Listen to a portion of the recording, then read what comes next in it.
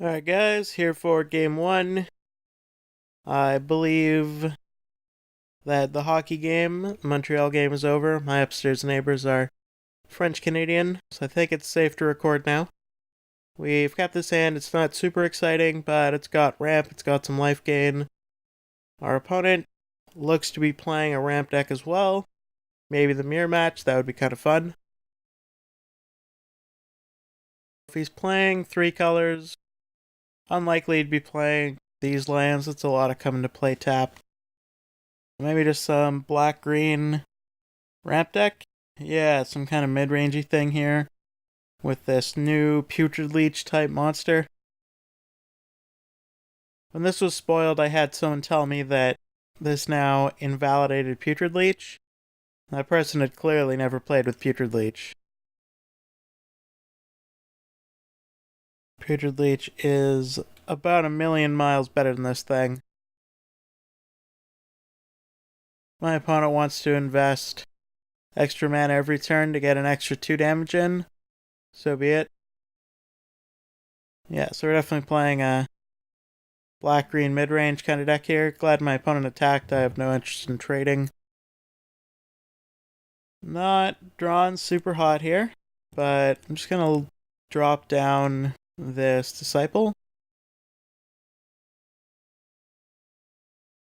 Gain me a bit of life. Try and keep me above ground until we can cast something awesome.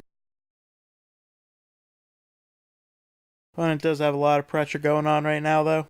The one benefit this guy has is you can pump him more than once in a turn, whereas Putrid Leech you couldn't.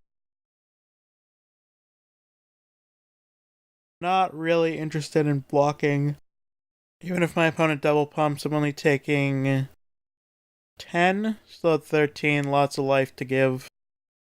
But I really do need to start drawing something that's not a land, or we're going to get buried pretty fast here. Maybe the opening hand wasn't a keeper. 5 lands is a little iffy. But I don't know. It seemed fine at the time. Really just looking for Hornet Queen now.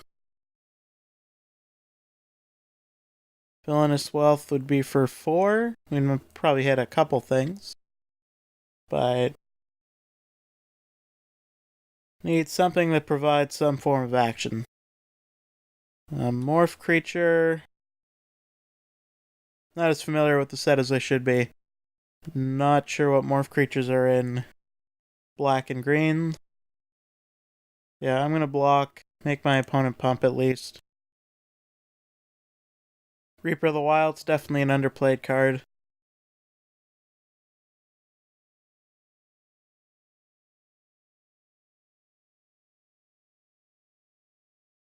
Another land type thing. It's a little annoying, but means if we draw Villainous Wealth, then we can do it for a bigger number. So definitely better than drawing a land. Next turn we could Villainous Wealth for 6. That seems like it would get us back in this a little bit. Okay, so if I don't block, I'm taking 8, 12, 14, so I would die. Kind of like just blocking the potentially massive creature. Going to block it with Kyora's Follower. Gonna make him use the mana to pump it. Makes it less likely that he'll be able to flip this morph or cast something detrimental for me. Assuming this isn't something that morphs into a 10/10, then I should be able to survive a turn.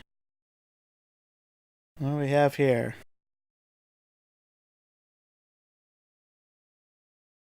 Wow. It was almost lethal.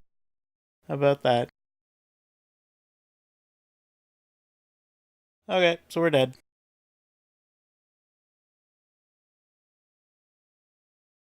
Bring in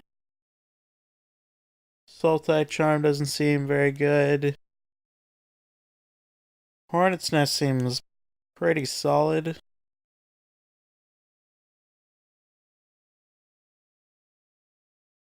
I like having Arbor Colossus, extra threats against this mid-range kind of deck. Thoughtseize is pretty good on the draw, or on the play. Not great on the draw. This doesn't seem like a Disciple kind of match. And probably afford to cut Elvish Mystic. Bow do anything against them? Not really. If it always gave my creatures Death Touch, then I would be interested in putting it in, but I think I like this configuration.